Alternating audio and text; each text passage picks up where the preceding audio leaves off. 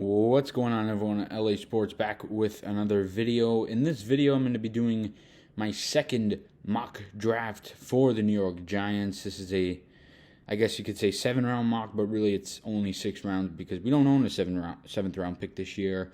So, yeah, it's going to be a 6-round mock pretty much. I'm going to say 7 in the title, but yeah, it's the second one, so 2.0. I'll probably do one more of these, as we're about 9 or 10 days away from the draft. So it's obviously very exciting. It's a very exciting time as a football fan. It's like football Christmas, next Thursday, of course.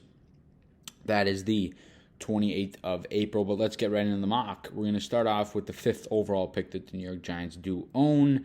And I'm going to have them trading back in this mock with the Atlanta Falcons. I got them trading back to number 8.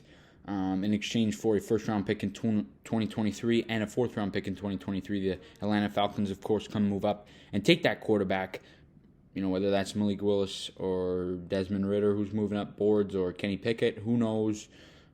That's what I got there. For the sake of this mock, they were interested in trading because of the fact that Malik Willis was still on the board. And then that would put the Giants to 8, but first they would have the 7th overall pick, and with that 7th overall pick, I would have the New York Giants selecting Kayvon Thibodeaux, the edge out of Oregon. He's just an unbelievable pick for the New York Giants. How could you go wrong with him? If he's on the board, the Giants should absolutely select him no matter what. Even if that leaves you with Charles Cross or, the third-ranked offensive tackle on that draft board, I think Kayvon Thibodeaux is a game-changing, franchise-changing guy, and I think that would make a very good pass rush for the New York Giants. Him and Azeez Ojulari would be very good on the edges, and I think that would be a very good New York Giants football team, and I think that would be a very solid pick for the Giants.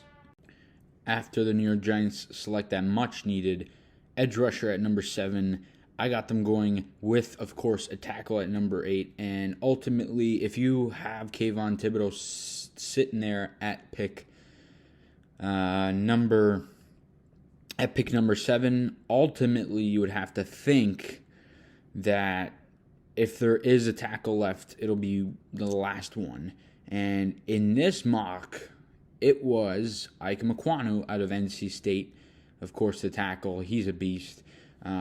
I would imagine, if there's one left, it would either be Charles Cross or, of course, Ike Ekwonu. In this particular mock, at 6th overall, the Carolina Panthers selected Charles Cross. A lot of people think that they really like Cross more than Ekwonu, and their draft board looks like Neal, Cross, and then Ekwonu, of course.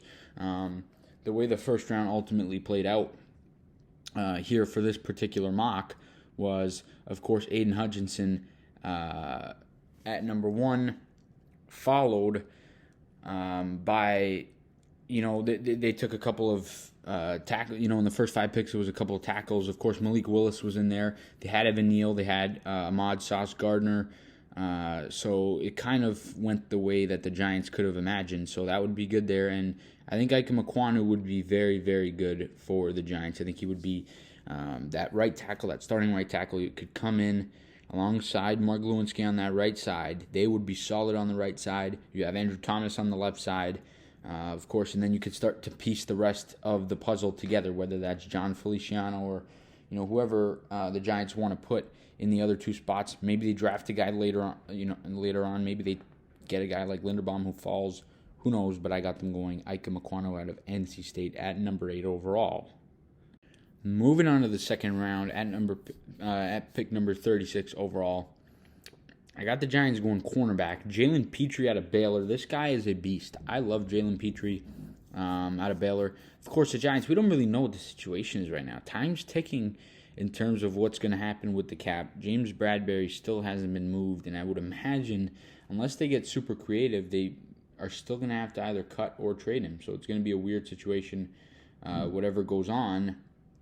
And I'm certainly interested to see what's going to happen. But I would imagine at some point, and at some point early, my guess is in the first 3 rounds, I think the Giants take a cornerback, and if Jalen Petre's sitting on the board there at 36, I think you got to snatch him. He's a great cornerback. He could help out the secondary a lot. Him with Adoree Jackson, Aaron Robinson, Darnay Holmes. That cornerback room and core would be very, very good.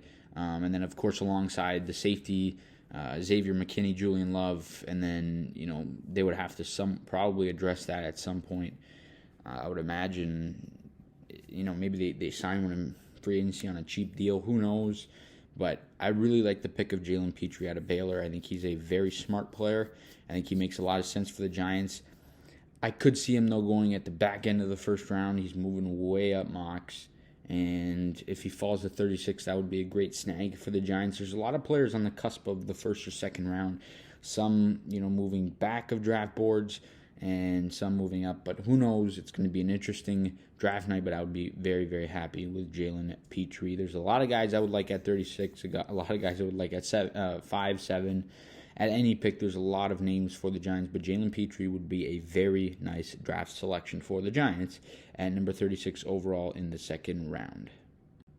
Next, in the third round at 67 overall, I got the Giants going with the Oklahoma linebacker, Brian Asamoah.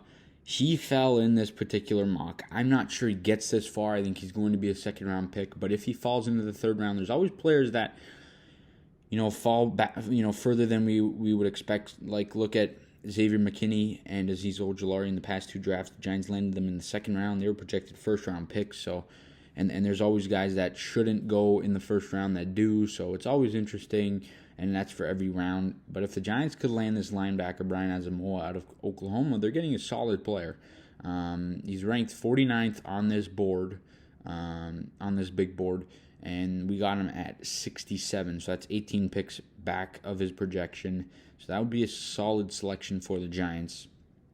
Of course, they have they have somewhat of a hole at linebacker. I thought they were going to lose Blake Martinez. That's not going to happen at least this year. But they're going to need some long-term stability at the linebacking spot. And I think certainly you still need a linebacker 2/3. Tate Crowder's good, but is he good enough to be a starting linebacker? Maybe not. Maybe he's a good, backup guy, and if he needs to step in for a few snaps, he's certainly a decent option. But I think the Giants at some point should draft a linebacker, and I think they might go that route. And Brian Asamoah, on day 2 would be a solid selection. So I got the Giants taking him out of Oklahoma, the linebacker. At the next pick, 81 overall, still in the third round, I got the Giants doubling up on the offensive line, going back to the tackle spot. Kellen Deich out of Arizona State. He's a solid player. I really like him. He's one of my personal favorites. At this point in the draft, I think if you can get him in the third or fourth round, I think that's certainly a good selection for the Giants.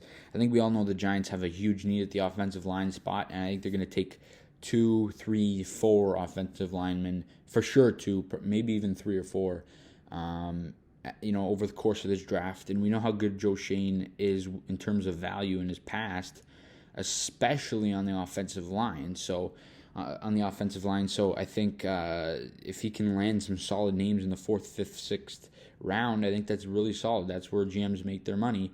And I think this would be a great selection for the Giants. Kellen Deich out of Arizona State, the tackle. I think the Giants, they take, my guess is they take 3 offensive linemen. That's what I have them doing in this mock. My guess is they take 3 offensive linemen over the course of this draft, and I think Joe Schoen's going to hit on a lot of his picks because he seems to be a guy that hits on picks, especially in the later rounds, which is very exciting and very intriguing, of course. So I got the Giants taking Kellen Deich at 81 out of Arizona State, the tackle. In the 4th round at 112 overall, I got the New York Giants taking their first tight end, and one of my favorite tight ends, if not the favorite for me in this draft, Jeremy Ruckert out of Ohio State. Of course, the Giants have to take a tight end, maybe even 2 at some point in this draft. Right now, they have Ricky Seals-Jones and no really other name that could really play. So the Giants, you would think they have to go tight end. Of course, they lost Evan Ingram, Kyle Rudolph. They lost their tight ends in the offseason, same with Caden Smith. So the Giants got to go tight end. once for sure, maybe even twice in this draft. I would prefer only once because I think you could still sign someone for, somewhat close to a minimum deal at the tight end spot as you get closer to the year. So I think that it would be smart to take one, and I got them going Jeremy Ruckert. And really for this mock, for me, if these are picks that I would do and I would love, and that I think is realistically going to happen. Like, I think they take an edge somewhat early. I think, I know they take a tackle with one of the first two picks. I think they take 3 offensive linemen in total, probably a corner early, tight end. So this is, what I think realistically is going to happen. Not so much the exact names, but overall in terms of position-wise. But these are the names I would pick. I would love.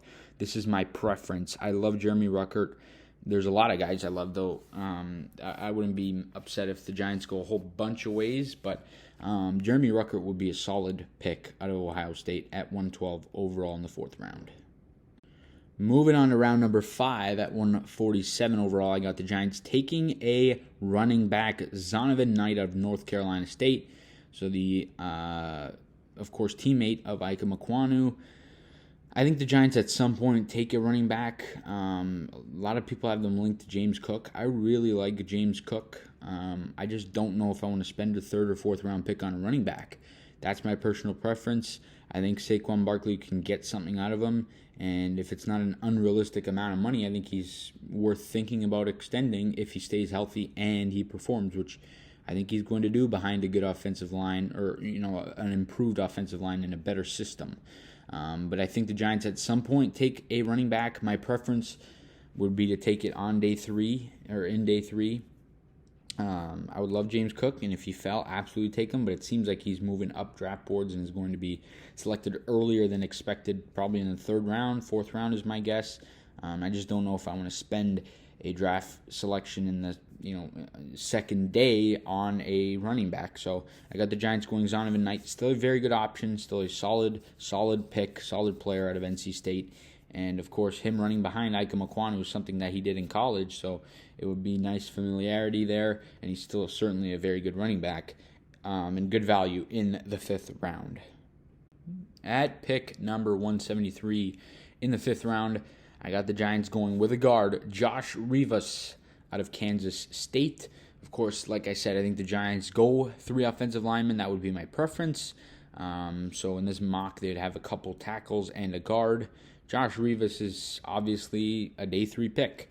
He's not going to step in and be very good, but or play at all. But we've seen according to Joe Sheen's track record, he's been solid in terms of hitting on picks, especially offensive linemen in the later rounds and day 3, more importantly, of the draft.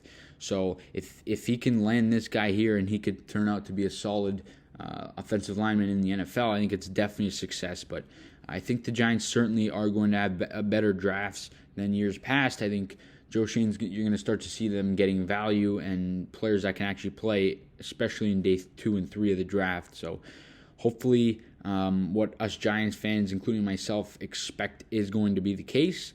But I really, truly believe Brian Daboll and Joe Shane, the scouts that they've brought in here to the New York Giants, are going to be able to make good selections, for the New York Giants. So I got them going Josh Rivas out of Kansas State at 173, the guard. And then rounding out the NFL draft for the Giants in the 6th round at 182 overall, I got them taking the punter Matt Araiza of San Diego State. This guy's a stud. I don't think he gets there to the 6th round. I think he's going to be a 4th or 5th round pick. But for the sake of this mock, he was sitting there. So no reason why I shouldn't have taken him. If the Giants can get him in the 6th round, I think it makes a whole ton of sense. They don't really have a true punter on this team. Jamie Gillen, or however you say his name, is the current punter of the New York Giants. So I think if you can add either Camarda or Araiza in the draft, you automatically upgrade at that position. Araiza is a solid punter. He punts 60 yards with his eyes closed, something we certainly haven't seen from Riley Dixon, so that would be a solid pick for the Giants. And I think if Araiza's sitting there in the 6th round, I think the Giants absolutely take him. And if there was someone else they were looking at in that range, maybe they trade a 2023 pick to move into that spot this upcoming draft.